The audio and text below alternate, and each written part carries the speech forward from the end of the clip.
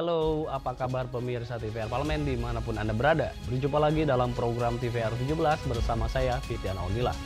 Tepat pukul 17 waktu Indonesia Barat, kami hadirkan kepada Anda sejumlah informasi paling baru dan menarik seputar kinerja dan kegiatan DPR RI yang telah disajikan oleh redaksi TVR Parlemen. Pemirsa TVR Parlemen, inilah TVR 17 lengkapnya.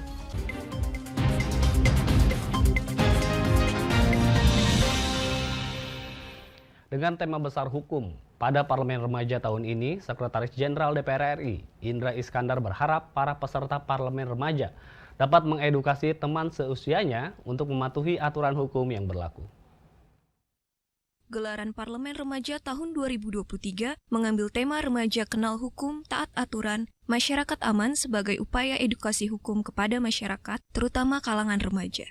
Kepala Biro Protokol dan Humas Sekretariat Jenderal DPR RI Suratna menjelaskan, masyarakat Indonesia cenderung acuh pada praktik hukum sehingga penegakan hukum di Indonesia belum maksimal. Dengan tema besar hukum pada Parlemen Remaja tahun ini, Suratna berharap para pelajar terpilih akan menjadi ikon generasi sadar hukum di Indonesia. Kita memandang bahwa sekarang ini di masyarakat kita, kesadaran penghormatan terhadap hukum ini juga masih sangat memprihatinkan. Jadi kami berharap seluruh remaja ini nanti bisa menjadi inisiator-inisiator setelah mereka mengetahui bahwa kenal hukum itu menjadi hal yang penting bagi masyarakat kita.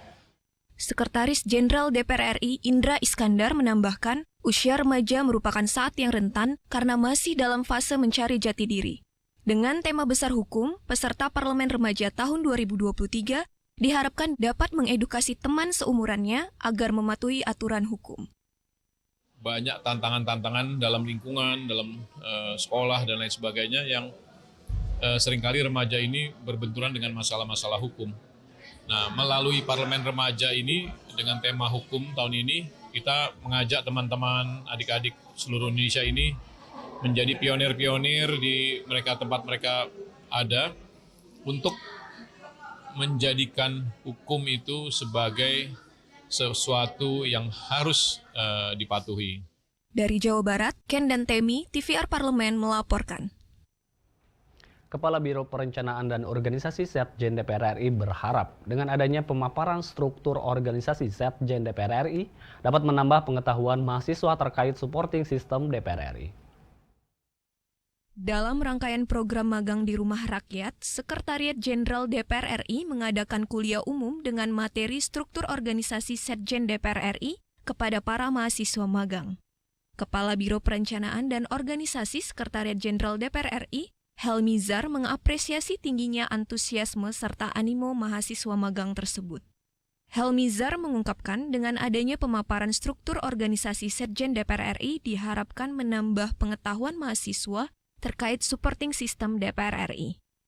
Jadi kami berharap ya dari Biro Perencanaan mereka tuh memahami tentang struktur organisasi Setjen DPR RI karena dengan struktur seperti ini bagaimana kita mendukung 575 anggota DPR baik di dalam fungsi legislasi, fungsi anggaran maupun di fungsi pengawasan ini sangat penting. Jadi kalau adik-adik mahasiswa memahami struktur maka akan lebih mudah mereka mengikuti kuliah-kuliah selanjutnya dan mereka akan tahu tugas-tugas apa yang akan mereka lakukan. Itu yang kami target dan mereka juga paling kurang memahami tugas dan fungsi apa yang harus mereka lakukan. Sementara itu, mahasiswa peserta magang di Rumah Rakyat, Stephanie Trenggono, mengaku senang dengan adanya kegiatan magang di DPR RI. Menurutnya, banyak hal positif yang ia peroleh dari program ini. Seru banget karena selama ini saya dapat pengalaman yang tidak saya dapatkan di kelas pembelajaran kuliah saya sebelumnya. Dan ini sebuah kesempatan emas yang tidak semua mahasiswa dapatkan. Dan saya sangat merasa beruntung mendapatkan kesempatan emas untuk magang di Rumah Rakyat tahun ini.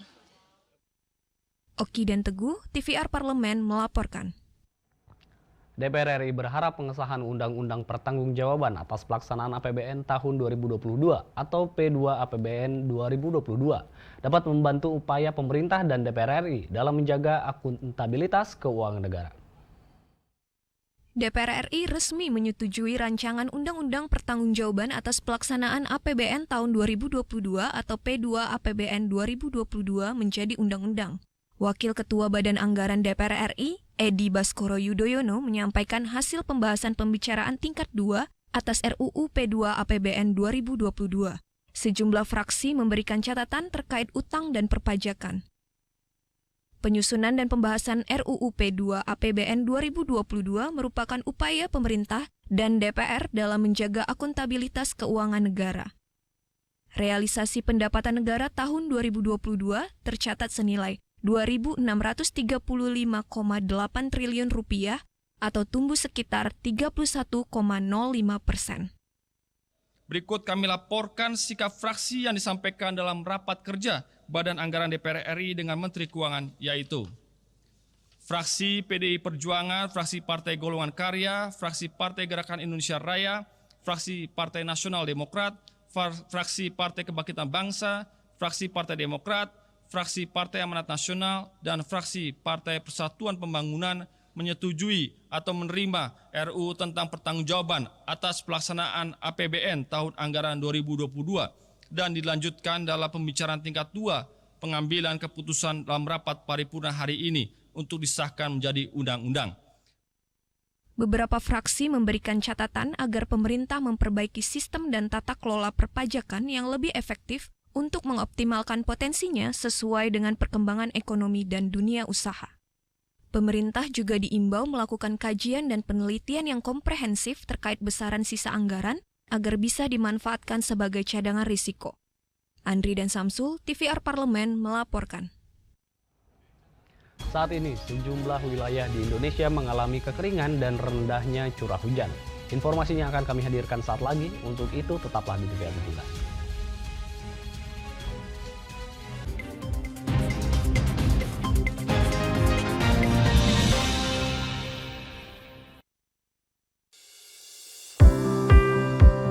Mengenal tugas dan fungsi DPR RI. Dewan Perwakilan Rakyat atau DPR adalah lembaga negara yang mewakili aspirasi rakyat. Kehadiran DPR RI merupakan salah satu bukti bahwa Indonesia merupakan negara demokrasi. Sebagai salah satu lembaga perwakilan rakyat, apa saja tugas dan fungsi yang diemban DPR RI? Berdasarkan pasal 20A ayat 1 Undang-Undang Dasar 1945, DPR memiliki 3 fungsi, yakni fungsi legislasi, anggaran, dan pengawasan. Tugas dan wewenang DPR berbeda untuk setiap fungsinya. Yang pertama, fungsi legislasi. Menyusun program legislasi nasional atau prolegnas, menyusun dan membahas rancangan undang-undang, menerima rancangan undang-undang yang diajukan oleh DPD, membahas rancangan undang-undang yang diusulkan oleh Presiden ataupun DPD, menetapkan undang-undang bersama dengan Presiden, menyetujui atau tidak menyetujui peraturan pemerintah pengganti undang-undang yang diajukan oleh Presiden untuk ditetapkan menjadi undang-undang. Yang kedua, fungsi anggaran. Memberikan persetujuan atas rancangan undang-undang tentang APBN yang diajukan oleh Presiden. Memberikan persetujuan terhadap pemindah-tanganan aset negara maupun terhadap perjanjian yang berdampak luas bagi kehidupan rakyat yang terkait dengan beban keuangan negara. Menindaklanjuti hasil pemeriksaan atas pengelolaan dan tanggung jawab keuangan negara yang disampaikan oleh BPK. Memperhatikan pertimbangan DPD atas rancangan undang-undang tentang APBN dan rancangan undang-undang terkait pajak, pendidikan, dan agama. Yang ketiga, fungsi pengawasan. Fungsi pengawasan, DPR bertugas melakukan pengawasan terhadap pelaksanaan undang-undang APBN dan kebijakan pemerintah, serta membahas dan menindaklanjuti hasil pengawasan yang disampaikan oleh DPD. Demikian penjelasan tentang tugas dan fungsi DPR menurut undang-undang. Informasi ini dipersembahkan oleh TV dan Radio Parlemen, Biro Pemberitaan Parlemen, dan Sekretariat Jenderal DPR RI.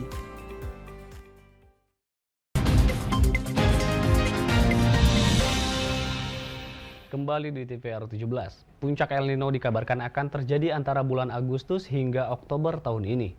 Pertanian dinilai menjadi sektor yang paling terdampak dari situasi kekeringan. DPR RI meminta pemerintah untuk segera mengantisipasi dampak dari gagal panen akibat kekeringan. Nah, untuk mengetahui informasi selengkapnya, mari kita simak laporan mendalam yang telah dihimpun oleh tim redaksi Parlemen dalam segmen editorial Parlemen berikut ini.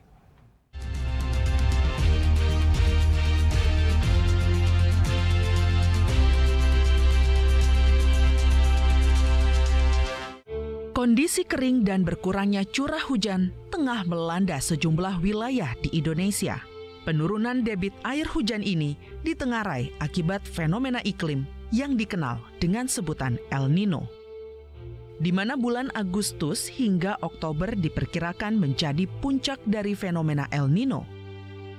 Menurut Badan Meteorologi, Klimatologi, dan Geofisika, beberapa daerah akan mengalami curah hujan bulanan dengan kategori rendah, yaitu 0 sampai 100 mm per bulan. Di antaranya Pulau Jawa, Sumatera, Bali, Nusa Tenggara, Kalimantan, Sulawesi, Maluku, hingga Papua bagian selatan. Dalam situasi kemarau panjang, pertanian menjadi sektor yang paling terdampak. Musim tanam yang terganggu otomatis menyebabkan penurunan hasil dan kualitas panen petani, yang pada akhirnya akan menggoyang stabilitas harga pangan. Oleh karena itu, pemerintah perlu melakukan langkah terobosan untuk mengantisipasi gagal panen akibat kekeringan. Firman Subagio, selaku anggota Komisi 4 DPR RI, mengutarakan 2 poin penting yang dapat dilakukan Kementerian Pertanian sebagai upaya antisipasi. Salah satunya dengan memperbanyak pertanian varietas padi gogo yang mampu tumbuh di lahan kering. Harus ada langkah-langkah cadangan yang dilakukan pemerintah, itu budidayakan atau mengembangkan kembali dengan sistem nanam yang namanya padi gogo. Karena padi gogo itu bisa ditanam di lahan-lahan yang tidak harus ada air. Di Jepang sekarang sudah mengembangkan yang namanya metodologi padi gogo. Ini untuk antisipasi terhadap El Nino. Dan kedua, pemerintah juga harus melakukan terobosan-terobosan, yaitu budaya atau membudayakan budaya makan lokal. Seperti Papua yang terbiasa makan sagu biar menggunakan sagu. Jawa Timur, Madura, dan sebagian di Pulau Jawa yang membiasakan makan nasi jagung biar menggunakan nasi jagung. Masalah pangan merupakan persoalan yang menyangkut hajat hidup orang banyak. Untuk itu, tingginya permintaan perlu diimbangi dengan ketersediaan bahan pangan. Jika timpang, maka kenaikan harga akan menjadi ancaman berikutnya. Titik kritis harga pangan inilah yang menjadi sorotan anggota Komisi 11 DPR RI, Andreas Edi Susetio. Menurutnya, pemerintah harus bergerak cepat mengendalikan inflasi komoditas pangan di tengah El Nino. Tentunya, melalui pendekatan terpadu yang melibatkan tim pengendalian inflasi daerah. Penanganannya dengan kebijakan yang kita lihat adalah kebijakan terpadu.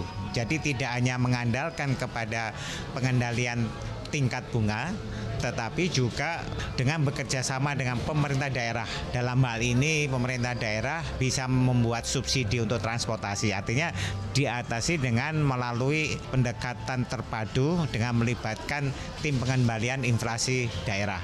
Berkaitan dengan itu, anggota Komisi 8 DPR RI Mai Esti Wijayati menekankan pentingnya kebijakan makro dari pemerintah, sehingga dampak El Nino dapat ditangani secara komprehensif. Kebijakan makro yang perlu kita pikirkan terkait dengan El Nino ini adalah satu, bagaimana masyarakat ini diberikan pemahaman apa dampak yang mungkin akan terjadi ketika El Nino itu ada. Satu, kemungkinan besar perubahan suhu. Yang kedua, perubahan pola tanam. Yang ketiga juga soal kemungkinan di beberapa titik juga terjadi gagal panen ataupun kesulitan-kesulitan secara bahan makan karena situasi yang demikian.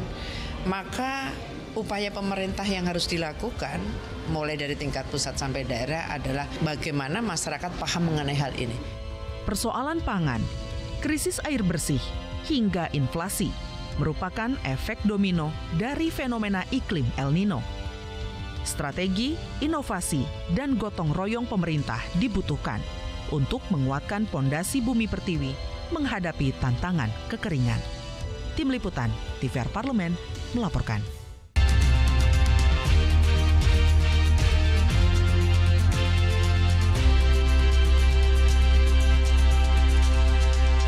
Fenomena El Nino disebut punya andil dalam kasus kebakaran hutan dan lahan atau karhutla yang mulai melanda sejumlah wilayah Indonesia.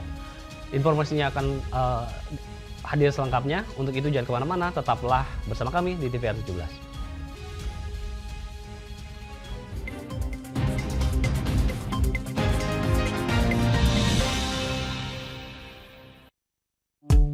DPR RI memiliki fungsi diplomasi dalam menjalankan politik luar negeri sesuai dengan pasal 116 Undang-Undang MD3. Kontribusi aktif BKSAP DPR RI memainkan peranan penting dalam memenangkan persaingan global melalui IPU, IPA, IPPF, IPA, dan PUIK. BKSAP memiliki komitmen yang tinggi dalam krisis kemanusiaan dunia. Fungsi diplomasi dijalankan untuk mendukung upaya pemerintah dalam melaksanakan politik luar negeri.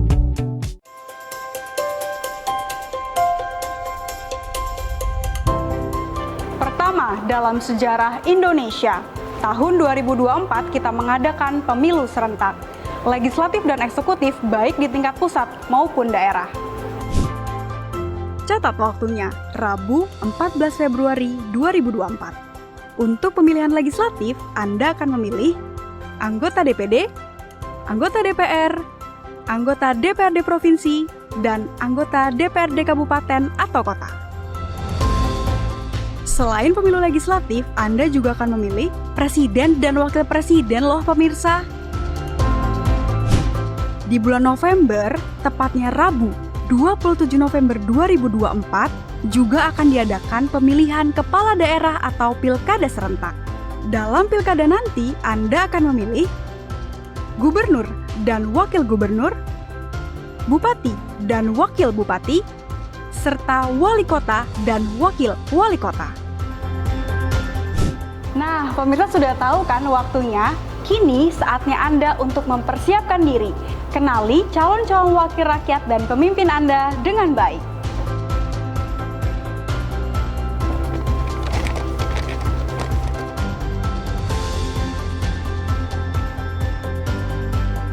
Jangan sampai kesempatan untuk memilih calon wakil rakyat dan pemimpin Anda terlewat begitu saja. Ayo ramaikan pesta demokrasi pemilu 2024 dengan meriah.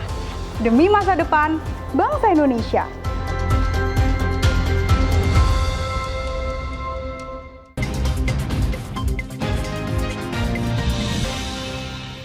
Kembali di TVR 17, BNPB mencatat sebanyak 499 kejadian kebakaran hutan dan lahan sepanjang Januari sampai Agustus 2023.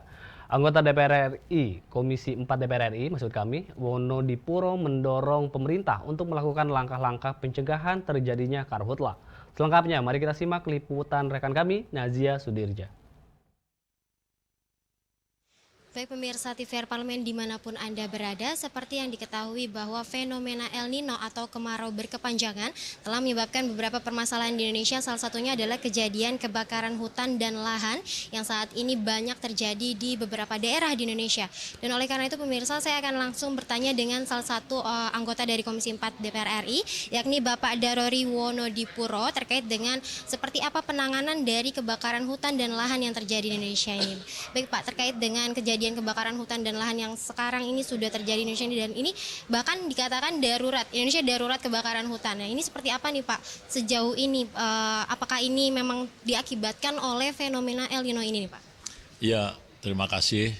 Jadi permasalahan kebakaran hutan dan lahan, kebetulan sebelum saya jadi anggota DPR, saya pernah menjabat Dirjen mengenai penanganan kebakaran hampir 7 tahun di Kementerian Kehutanan. Bahwa saat ini memang cuaca ya dikatakan ekstrim, ya betul, bahwa kemarau cukup panjang dan juga adanya hasil dari BMKG akan terjadi El Nino, artinya kemarau panjang. Namun faktanya memang bahwa saat sekarang ini di di beberapa daerah ya yang sekarang sedang mengalami kemarau, khususnya di Kalimantan, juga di Jawa ya, bahkan beberapa tempat sekarang sedang terjadi kebakaran. Satu pihak di daerah utara seperti Aceh sekarang sedang banjir, malah hujan lebat gitu. Artinya ini perlu kewaspadaan, dan kemarin kita sudah rapat dengan Menteri KLHK, kami mengharapkan bahwa pengalaman saya lebih baik mencegah daripada memadamkan. Karena memadamkan api kebakaran itu sangat sulit karena medannya. Jangankan hutan, rumah yang banyak beritakan oleh selama ini sudah muncul, itu aja sulit untuk memadamkan. Maka lebih baik melakukan pengendalian kebakaran. Nah, siapa yang mengendalikan? Kita harapkan Menteri KLHK bisa menggeser anggaran-anggaran yang bisa digunakan untuk pencegahan kebakaran, untuk memberi honor kepada masyarakat di sekitar hutan dalam jangka waktu 3 bulan. Karena dialah yang tahu kondisinya, yang tahu tempatnya, karena petugas kita pada umumnya tidak tinggal di pinggir hutan, tapi rata-rata di kota kabupaten. Nah, inilah salah satu. Yang kedua juga kami mengharapkan juga peranan dari para pengusaha kebun yang untuk menjaga kebun dan HTI untuk ikut berpartisipasi ya, karena pengalaman kami, mohon maaf, memang pemadam kebakaran lewat udara kita sangat terbatas. Pengalaman kami melihat di Korea, di Jepang, hutannya sedikit tapi pesawat terbangnya hampir di atas 40 unit. Nah, kita hampir katakan hanya berapa unit. Maka saya sudah menyarankan bagaimana para pengusaha sawit dan seterusnya bisa berkumpul untuk menyewa, ya, yang mengatur penggunaannya bisa kehutanan atau BMKG atau yang lain gitu. Sehingga ini lebih cepat karena pemadaman di hutan itu tidak bisa, air juga sulit. Nah, salah satu cara yang terbaik dengan udara. Tapi yang lebih penting lagi adalah pengendalian. Nah, ini betul apa kata para ahli bahwa ini menjelang El Nino dan ini masih panjang kebakaran hutan dan lahan ya. Dan kepada masyarakat memang kita paham saudara-saudara kita itu mengolah tanah lebih mudah dengan membakar karena itu murah. Nah, ini kadang-kadang tidak disengaja satu hari kerja membuat ilalang dan seterusnya, tapi ditinggal dibakar, tinggal merembet kemana-mana. Nah, ini yang perlu penyuluhan. Maka saya sarankan juga kita melakukan penyuluhan kepada masyarakat, baik kepada khotbah Jumat itu diselingkan bahayanya kebakaran, juga di gereja-gereja itu disampaikan di mana wilayah itu berkaitan dengan masyarakat. Itu yang harus dilakukan. Kalau ini terjadi terus, ini sangat membahayakan. Di beberapa negara maju aja sulit untuk memadamkan gitu. Pak, terima kasih atas waktunya. Baik pemirsa TVR Parlemen, itu tadi bincang-bincang saya dengan Bapak Daro Riwonodipuro terkait dengan kejadian kebakaran hutan dan lahan yang diakibatkan oleh fenomena El Nino ataupun kemarau berkepanjangan. Tadi memang disampaikan bahwa kejadian atau fenomena El Nino ini memang menyebabkan beberapa permasalahan, salah satunya tadi kebakaran hutan dan lahan. Tadi disampaikan bahwa Menteri KLHK dengan tegas Komisi 4 menyampaikan agar dilakukan penggeseran anggaran untuk mengatasi dan juga menangani masalah kebakaran hutan dan lahan ini. Tadi juga disampaikan bahwa masalah kebakaran hutan bukan saja masalah yang harus diantisipasi ataupun ditangani oleh pemerintah dan juga DPR, namun ini juga harus terdapat masyarakat dan juga pengusaha dari yang terkait untuk ikut andil dalam mengatasi permasalahan ini. Dan itu saja yang dapat saya laporkan terkait dengan kebakaran hutan dan lahan. Saya Nazia Sudirja melaporkan untuk TVR Parlemen. Selanjutnya pemirsa, apa saja yang menjadi topik perbincangan di media online pada hari ini? Usai jeda tetaplah di TVR 17.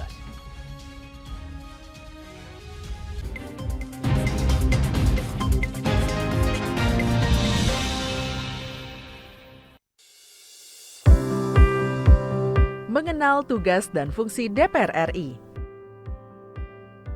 Dewan Perwakilan Rakyat atau DPR adalah lembaga negara yang mewakili aspirasi rakyat. Kehadiran DPR RI merupakan salah satu bukti bahwa Indonesia merupakan negara demokrasi. Sebagai salah satu lembaga perwakilan rakyat, apa saja tugas dan fungsi yang diemban DPR RI? Berdasarkan pasal 20A ayat 1 Undang-Undang Dasar 1945, DPR memiliki 3 fungsi. yakni fungsi legislasi, anggaran, dan pengawasan. Tugas dan wewenang DPR berbeda untuk setiap fungsinya. Yang pertama, fungsi legislasi. Menyusun program legislasi nasional atau prolegnas, menyusun dan membahas rancangan undang-undang, menerima rancangan undang-undang yang diajukan oleh DPD, membahas rancangan undang-undang yang diusulkan oleh Presiden ataupun DPD, menetapkan undang-undang bersama dengan Presiden, menyetujui atau tidak menyetujui peraturan pemerintah pengganti undang-undang yang diajukan oleh Presiden untuk ditetapkan menjadi undang-undang. Yang kedua, fungsi anggaran.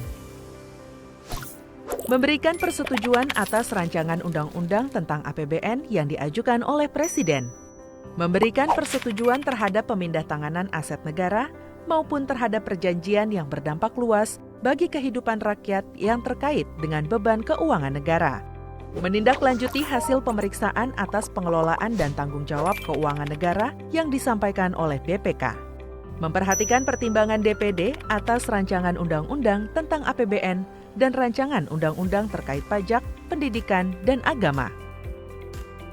Yang ketiga, fungsi pengawasan. Fungsi pengawasan, DPR bertugas melakukan pengawasan terhadap pelaksanaan undang-undang APBN dan kebijakan pemerintah, serta membahas dan menindaklanjuti hasil pengawasan yang disampaikan oleh DPD. Demikian penjelasan tentang tugas dan fungsi DPR menurut undang-undang.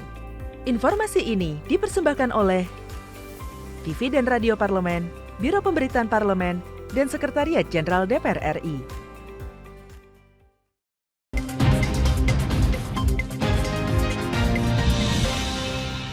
Kembali di TVR 17, pemirsa TVR Parlemen, kali ini kita masuk ke segmen media nasional. Mari kita simak isu apa saja yang menjadi sorotan media, serta tanggapan dari sejumlah anggota Dewan bersama rekan kami, Anggun Oktaridi.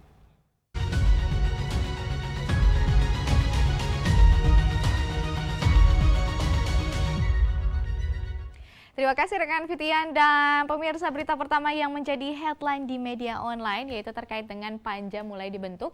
Komisi 2 DPR RI segera bahas revisi Undang-Undang IKN. Ini kalau kita lihat dari beberapa media, bisa kita lihat bersama pemirsa bahwa di sini ada pembahasan mengenai Komisi 2 DPR RI menggelar rapat perdana panitia kerja atau panja terkait dengan pembahasan rancangan Undang-Undang Ibu Kota Negara pada Senin 11 September 2023. Ketua Komisi 2 DPR RI Ahmad Doli Kurnia menuturkan bahwa rapat kerja kali ini membahas daftar inventarisasi masalah atau DIM dalam draft rancangan Undang-Undang IKN tersebut bersama Kepala Otorita IKN Bambang Susantono. Dan juga pemirsa, terdapat 9 masalah yang diajukan oleh masing-masing fraksi dalam rancangan Undang-Undang IKN ini, yaitu terkait dengan kewenangan otoritas, pertanahan, pengelolaan keuangan, dan juga tata ruang, keberlanjutan IKN, penyelenggaraan perumahan, penerimaan pegawai otorita, mitra kerja, dan tata kelola. Selama satu isu yang paling krusial, maksud kami salah satunya yaitu satu isu yang paling krusial dalam pembahasan DIM tersebut, yaitu masalah pertahanan dan tata ruang yang masih menjadi perdebatan. Nah, kita beralih ke berita selanjutnya pemirsa yang membahas terkait dengan Banggar DPR RI dukung usulan naik gaji ASN, TNI, dan Polri. Ini jika kita melihat dari beberapa media memang ada pembahasan mengenai bahwa Ketua Badan Anggaran DPR RI Said Abdullah berbicara seolah dampak positif dari wacana kenaikan gaji dan juga pensiunan aparatur sipil negara ataupun juga ASN, TNI, dan Polri. Wacana kenaikan gaji dan pensiunan ini memberikan 4 dampak positif. Jika diketahui pemirsa, yakni peningkatan kesejahteraan, kenaikan tingkat konsumsi rumah tangga, peningkatan terkait etos kerja, serta perlindungan sosial bagi ASN, TNI, dan juga Polri. Pemirsa, Said mengungkapkan bahwa ASN dan TNI dan juga Polri tidak menerima kenaikan gaji selama 4 tahun belakangan ini. Sedangkan setiap tahunnya terjadi kenaikan inflasi. Oleh karena itu, kebijakan kenaikan gaji diharapkan dapat mendukung peningkatan kesejahteraan ASN, TNI, dan juga Polri. Baik pemirsa, itu tadi headline di media online pada hari ini terkait dengan Panja mulai dibentuk di Komisi 2 DPR RI segera bahas revisi Undang-Undang IKN. Banggar DPR dan maksud kami pembahasan di Banggar DPR RI dukung usulan naik gaji ASN TNI dan juga Polri. Dan saya Anggun Oktarini kembali ke rekan Fitian.